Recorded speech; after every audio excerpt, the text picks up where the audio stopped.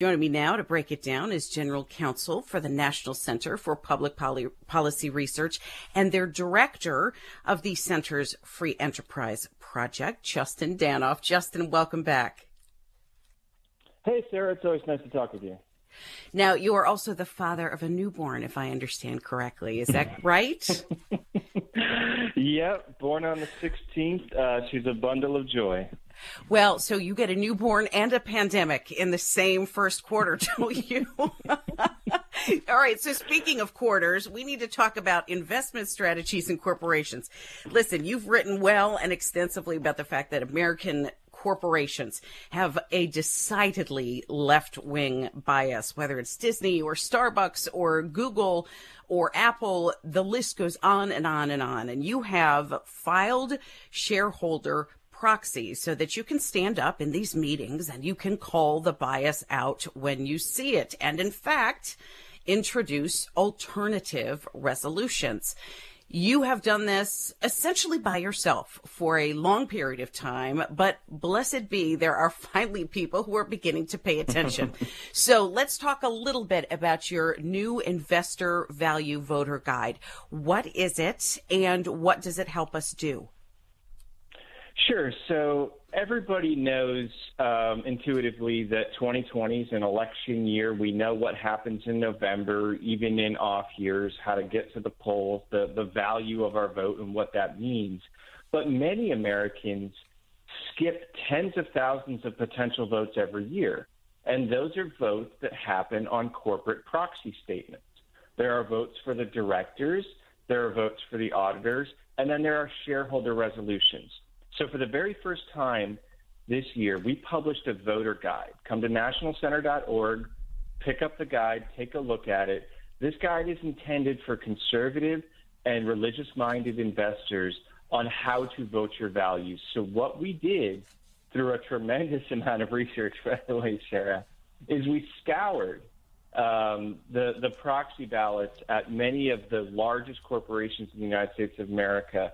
And what we did was we selected the worst of the left-wing shareholder resolutions that are designed to push corporate America, which is already leaning very far to the left, to push them even further to the left on issues such as abortion, on environmental issues, on issues such as affirmative action, and the list goes on and on and on. So what we've done is we've done an analysis of these proposals. This is what the left doesn't do. The left just puts their ideas out and they expect the media to accept it as, you know, the given truth. We analyze the proposals from the left. We show how they would actually be detrimental to folks that are investors in these companies. So we give the financial, logical, and then in some cases, theological reason why folks should vote against these resolutions. And so this is the first time ever the conservative and the religious movements has had a guide that will show them this is a vote coming up, this is the day it's happening. If your values align with ours, this is what we recommend that you do. And we're very proud of the document. It took a lot of work, and a lot of white papers come out of conservative outfits that it just comes and it sits on a desk and it goes nowhere. This is an active user guide. We want people to engage with it regularly. And to that end, we are going to put out an email every Monday that reminds folks that these are the votes that are coming up this week. These are the links on where you can vote if you're an investor in this company, on which resolutions are either good or bad. And we are going to keep it very simple for folks. We don't want to make it, too complex to use. So we're only going to do a handful of resolutions every week. But if you come to nationalcenter.org and sign up for our emails, every Monday in your inbox around noon, you're going to get an email that's going to tell you all the important votes that are coming up that week and what our recommendation is. What a great value offered product for people who don't realize, we have friends at Second Vote. David Black and his group do a fabulous job of direct pass-throughs, right? Where do you spend your money? Where is a company like, for example, McDonald's or the cinema that you visit regularly or Outback Steakhouse, where are they donating so that you can patronize another business? But no one up to this point has offered an alternative for companies that we're involved in by virtue of being shareholders. I think a lot of us just put our money in, for example, a money market account or an IRA or a 401k, and we just kind of let it go, or we trust someone else to sort of take care of it for us. But I don't think until now people are realizing that we have a legitimate presence within these shareholder meetings and what they ordinarily would have done with it. So it's such a great product. So it's an interactive guide. Yeah, absolutely. What we're telling folks to do is to take back your franchise. Don't let the left be the only one that engages in voting on these proxy statements, because what that tells managers and boards of directors is, oh, wait, this is what our public shareholders want us to do. What ends up happening in reality is that about 30% of proxy votes are never voted because folks don't realize the power that they have. So they get these proxy ballots either in their inbox via email or physical mail, and they throw them away. Mm-hmm. We're telling you, stop throwing them away. Use your voice. Use it for good. Use your vote. Use it for good. And if you don't know how, guess what? We're here to teach you. Let me ask you a question specifically about sort of the difference between a shareholder model and a stakeholder model. And I've had your good counsel to help me break this down, because I'm not a financial analyst. I'm not someone who follows this kind of stuff closely. But that, for me individually, has been extremely impacting on how I see the way of corporate investments and voting. Explain that to us. Yeah, sure. So up until about a year ago, stakeholder model was only ever a phrase that came out of the mouth of a liberal interest group. So that should tell you where the origins of it are, right? But a stakeholder model in reality is just a broader model of the way that companies should operate. They should care about their customers, but they should also care, and their investors, but they should also care about their employees, the community they work in, and whatnot. Which is exactly what every good corporation that succeeds in free market capitalism has always done. You're not going to succeed if you don't care about your customer. You're not going to succeed if you don't care about the community in which you work, and you don't treat your employees well. They'll go to another company, right? That's how free market capitalism works, and it works so well. And so what the left has done is they've distorted this and tried to create a fight between this so-called stakeholder model and this evil shareholder model. But the good shareholder model always was a stakeholder model. But what the left has done, and what they always do so well, is they co-opt and they steal language, right? And so the stakeholder model now means whatever the liberal interest group that day wants it to mean. And so if they're going to steal the language, we need to steal it back, Sarah, because the stakeholder model originally was just the outpouring of good shareholder capitalism, of creating a good company that people want to work for, that people want to shop at, that people want to invest in. But now what it has come to mean is whatever environmental, social, or governance issue a left-wing group wants to push. And so that's really the distinction that has been created. It's unfortunate that they stole the language, but guess what? It's an opening, because companies now say that they want to look at the stakeholder model more and more and more and adopt it. And in fact, the Business Roundtable has adopted that as their model. Guess what?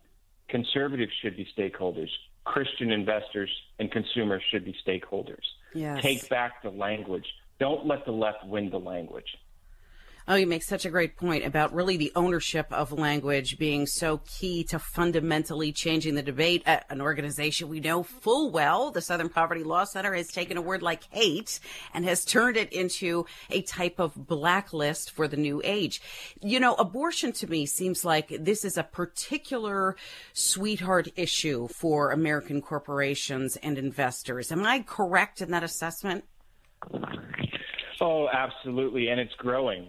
It's actually growing. This is what's shocking. For the first time since 1973, and you will recall there was a pivotal Supreme Court case that year, Roe v. Wade, unfortunately, that was decided. For the first time since 1973, the liberal network of filers has started filing resolutions on specifically abortion, and their resolutions demand that companies, quote, make the business case for abortion. Think about that. Wow. That is what these resolutions are calling for. And so we now know that two companies, Macy's, which, by the way, I think they have bigger problems right now, right? Retail is suffering dramatically. And Progressive Insurance received resolutions on this topic from the As You Sow, the liberal umbrella network of filers, demanding that they make the case for abortion. What I've learned in the last few weeks is that both of those proposals were withdrawn after successful negotiations between As You Sow and the companies. Wow. Again, when we talked before, the biggest goal of filing a resolution is not always the vote. It's often the negotiation you get to have with the company to try and see if you'll withdraw the resolution if the company does something you want. So, believe me, I will be going to Macy's and I will be going to Progressive, and I will demand to know what concessions they made to get that resolution withdrawn, because we can be sure, at least very, very sure until I get an answer from those companies, that they have agreed to take pro-abortion stances, anti-life stances, whether that's through donations to politicians, whether those are public statements or the like, or donations to organizations such as NARAL or Planned Parenthood.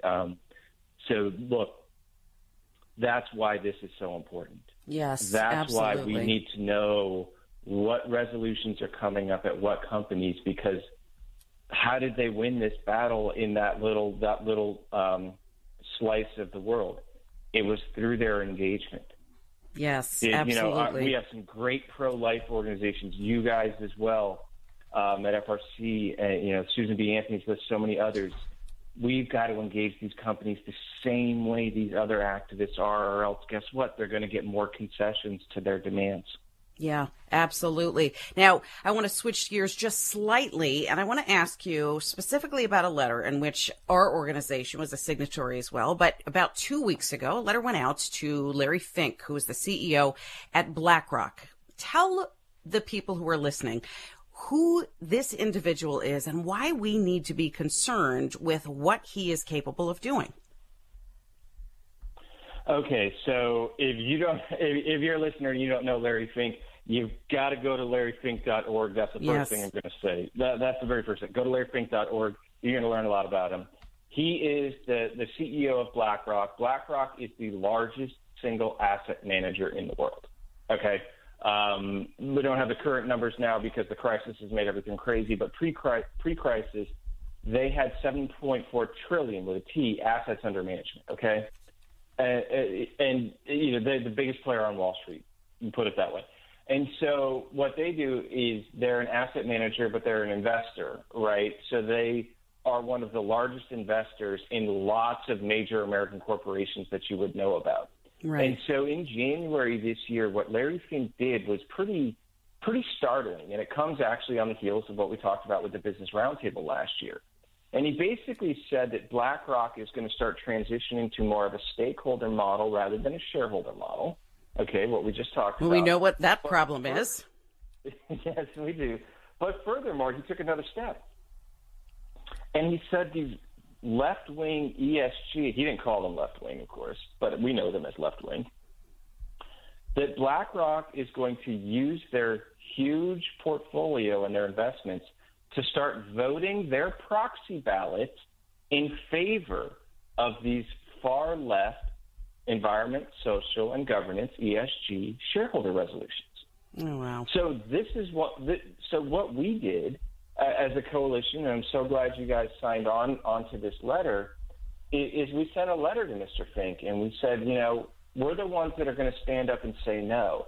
In a time of a worldwide pandemic, why would you push these ESG resolutions, which are really nothing more if you break them down financially, to an extra cost of doing business? And we could call them an extra governmental regulation on top of a corporation, when right now they need to save their finite resources, right? Like, we can go through some very concrete examples, right?